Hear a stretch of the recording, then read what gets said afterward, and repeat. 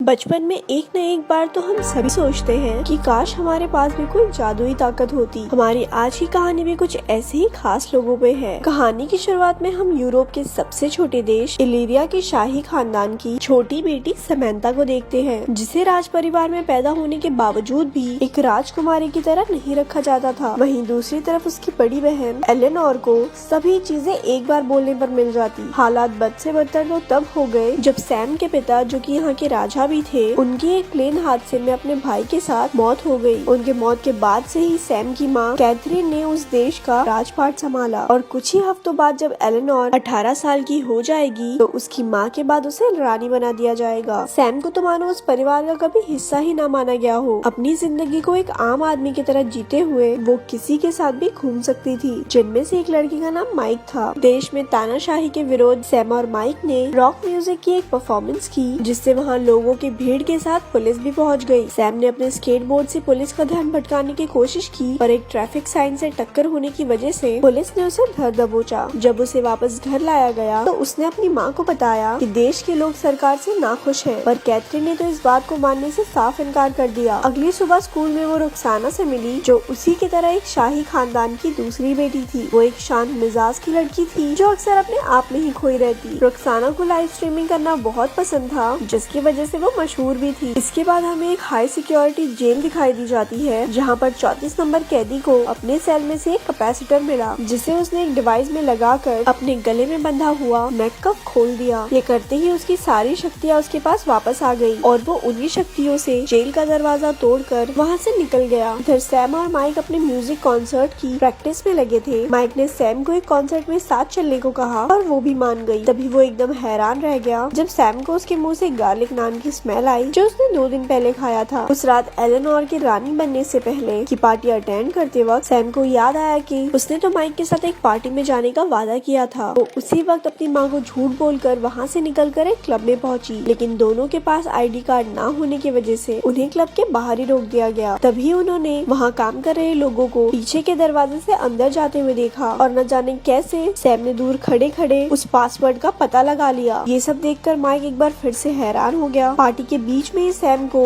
आसपास की सभी आवाजें सुनाई देने लगी, यहाँ तक कि दिल की धड़कन से लेकर एक छोटे से कीड़े की भी। उसे एकदम से बेचैनी सी हुई और उसने फायर अलार्म बजा दिया, जिसकी वजह से पार्टी बंद हो गई और दोनों को पुलिस फिर से अरेस्ट कर ले गई। कुछ समय बाद दोनों के घर वालों को बुलाकर उन्हें छोड़ दिया गया। कैथरीन ने सैम को झूठ बोलने की सजा देने के लिए उसे गर्मियों की छुट्टी में भी स्कूल भेजने का फैसला किया। इधर 34 नंबर कैदी अपने पार्टनर को फोन करके उसके सेव वाले आइडिया की तारीफ करते हुए उसे बताता है कैथरीन ने ही उसे जेल में डाला था। वो अपने अगले कदम के इंतजार में था और साथ ही उसकी नजर सैम पर भी थी। अगले दिन स्कूल में उसे जनवरी नाम की एक लड़की मिली, जिसने बताया कि उसके पिता और सैम के अंकल दोस्त थे। क्लास में मैथ्यू और टूमा और रुखसाना भी बैठे हुए थे। कुछ देर बाद प्रोफेसर जेम्स ने उन्हें बताया कि शाही खानदान के दूसरे बच्चे होने की वजह से उन सभी में बचपन से ही एक अनोखी शक्ति मौजूद है, जिसका उन्हें अभी तक अंदाजा भी नहीं। और इस बार गर्मियों की छुट्टी के दौरान उन्हें सीक्रेट सोसाइटी के लिए तैयार किया जाएगा। अपनी माँ कैथरीन को इस सीक्रेट सोसाइटी प्रोग्राम के हेड के रूप में देखकर सैम हैरान हो गई। कैथरीन ने सभी को बताया ये सीक्रेट सोसाइटी राजा या रानी पर आने वाले सभी खतरों से लड़ने के लिए बनाई गई थी, लेकिन अगर उनमें से कोई भी इसका टेस्ट पास नहीं कर पाता तो उसकी याददाश्त मिटा दी जाएगी, ताकि उन्हें अपनी शक्तियों के बारे में याद ही ना रहे। उनकी पहली ट्रेनिंग में उन्हें एक पिरामिड तक पहुंचना था, जबकि पूरे कमरे में लेजर हथियार थे। जैसे ही टूमा आगे बढ़ा, एक तरफ से उस पर हमला हो गया। धीरे धीरे सभी आगे बढ़ने लगे और अपनी शक्तियों के बारे में जानने लगे। रुखसाना के पास गायब होने की शक्ति थी। टूमा अपनी शक्तियों से लोगों को काबू कर सकता था और इधर दूसरी तरफ सैम को बारीक से बारीक चीजें दिखाई और सुनाई देती थी, जिस वजह से वो बाकी सबके मुकाबले टेस्ट को बहुत तेजी से पार कर रही थी। पर सभी स्टूडेंट अपने पहले टेस्ट में फेल हो गए। इसके बाद जनवरी को पता चला कि उसके पास दूसरों को बस छूकर कुछ देर के लिए उनकी शक्तियाँ चुराने की ताकत थी और मैथ्यू हीरो को अपने वश में कर सकता था। अगले दिन सभी को उनकी शक्तियों के हिसाब से उस पर काबू पाने के लिए एक्सरसाइजेस दी गई। सैम को एक स्पीकर से भरे कमरे में ले जाकर आवाजों को ध्यान से सुनने को कहा गया। टूमा को एक चार्ली नाम के कुत्ते को अपने काबू में लाने का टास्क दिया गया। मैथ्यू को कीड़ों को पूरी तरह अपने वश में लाने का काम मिला। उधर रुखसाना को बर्फ और बारिश में अपनी शक्तियों का इस्तेमाल करना सीखना होगा। जनवरी को अपनी शक्तियों के दम पर एना की उसके पानी के नीचे सांस लेने की क्षमता सीखनी थी।